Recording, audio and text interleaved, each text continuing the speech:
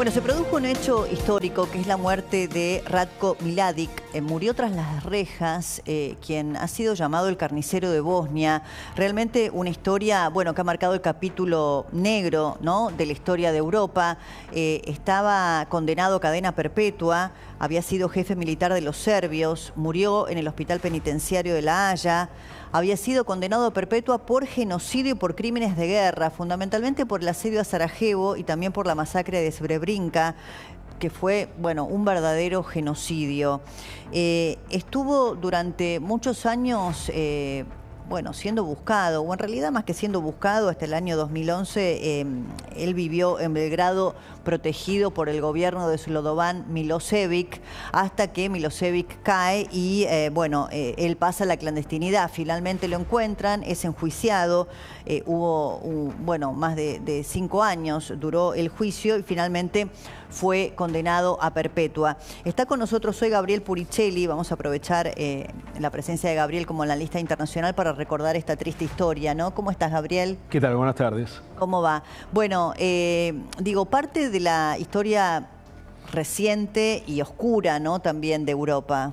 Así es la vuelta del genocidio a Europa, uno de los cargos por los que Ratko Mladic estaba sentenciado y muere en prisión, concretamente el asesinato de 8.000 hombres, niños y ancianos en la ciudad de Srebrenica, un lugar que quedaba ubicado en lo que hoy es la República Srpska, la porción de mayoría serbia de Bosnia y Herzegovina. Ratko Mladic fue uno de los protagonistas de la guerra civil que ocurre en Yugoslavia a partir de la independencia de Croacia y Eslovenia.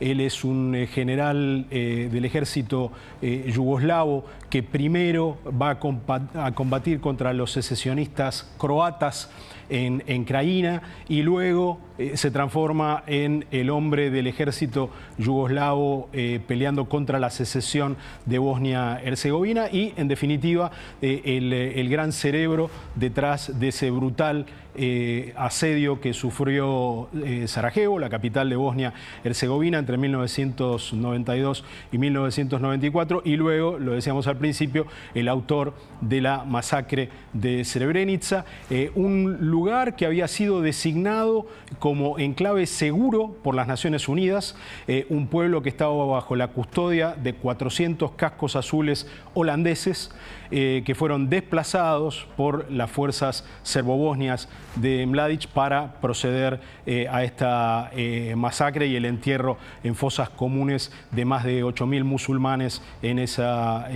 pequeña ciudad de lo que hoy es la República Srpska en Bosnia y Herzegovina. Bueno, este apodo del carnicero de Bosnia, ¿no?, habla un poco de la brutalidad, ¿no?, de los crímenes que se le atribuyeron. Así es, además de esta masacre y el asedio de Sarajevo, Mladic empezó a construir su fama como un militar con poco respeto por las leyes de la guerra, algo que lamentablemente fue muy común en esa guerra civil. No fue, por cierto, solo Mladic quien termina siendo sentenciado por el Tribunal Penal Internacional para la ex Yugoslavia. También su jefe político, Radovan Karadzic, fue condenado a cadena perpetua por ese mismo tribunal, y el propio Slobodan Milošević, presidente de Serbia, y en última instancia quien fue el último jefe político de Ratko Mladic, también terminó condenado por ese tribunal. Tanto el genocidio en Srebrenica como un año antes el genocidio en Ruanda llevaron a muchos países del mundo, incluida la República Argentina, a promover la creación de la Corte Penal Internacional. Para estos dos genocidios se crearon tribunales penales especiales.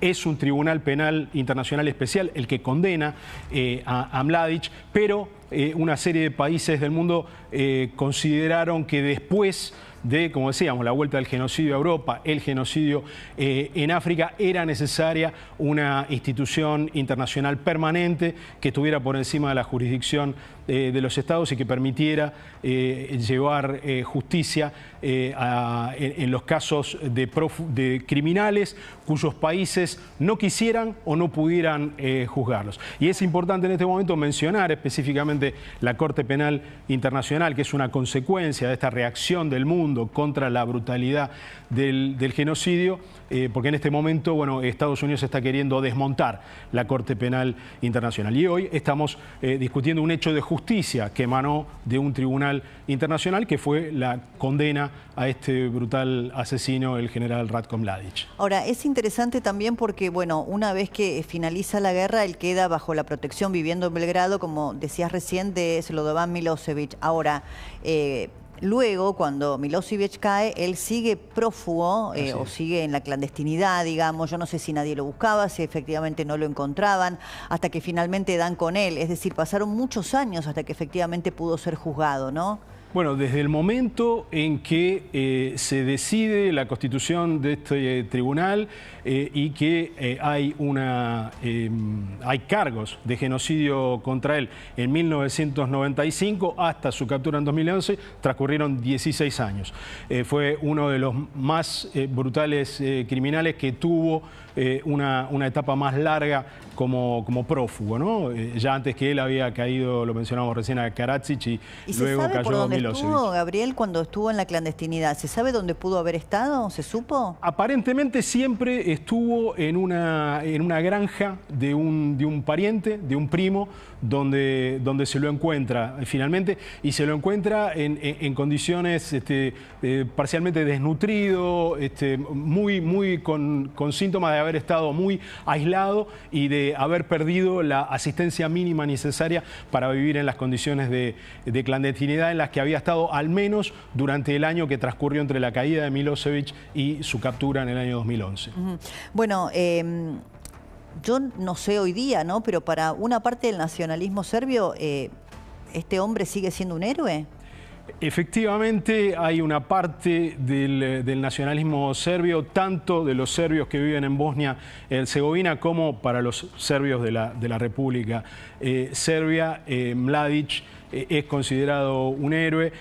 Vimos luego de la muerte también en prisión de Slobodan Milosevic, cuando fueron trasladados sus restos a Serbia, hubo grandes manifestaciones populares de congoja por la muerte de este criminal de guerra.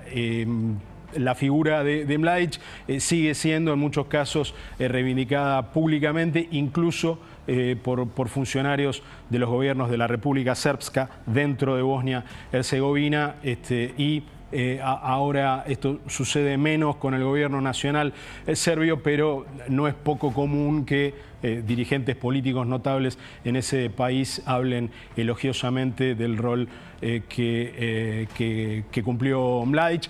Por supuesto que lo que se defiende públicamente no son sus crímenes de guerra, no es el genocidio de Srebrenica, sino su lucha contra la secesión de Yugoslavia, ¿no? Ese es el argumento que se usa para reivindicar la carrera de este general, que por supuesto además tiene una biografía personal que cuenta un poco la historia de la Europa de la segunda mitad del siglo XX, ¿no? Él nace en 1943 en territorio ocupado por los nazis, donde había un régimen croata aliado a Hitler. Su padre es miembro de la resistencia contra los aliados de Hitler. Ahí empieza a germinar en él esta idea de que los serbios solo pueden estar seguros en Yugoslavia si controlan la situación, que los croatas son enemigos naturales, y es por eso que él es inicialmente atraído hacia la represión del nacionalismo croata y después termina jugando este papel tan importante en la guerra civil en Bosnia-Herzegovina. Muchos dicen, y este también es un dato biográfico importante, que el suicidio de su hija Ana con la propia pistola militar de Mladić en 1994. Se dice que, acongojada por los crímenes de los que ya se acusaba a su padre, fue un hecho que lo endureció aún más y que muchos sitúan como un momento significativo para explicar la brutalidad de los crímenes que cometió más tarde. Gracias, Gabriel, por haber venido hoy. Bueno, pensaba también, ¿no?, en los años en los que estuvo en la clandestinidad, la tarea que ha hecho, por ejemplo, respecto a la cacería de nazis, el centro Simón Wiesenthal, incluso con los nazis encontrados aquí en nuestro país y llevados luego a Israel para su juzgamiento. Gracias por haber venido, muy amable. Gracias por la invitación.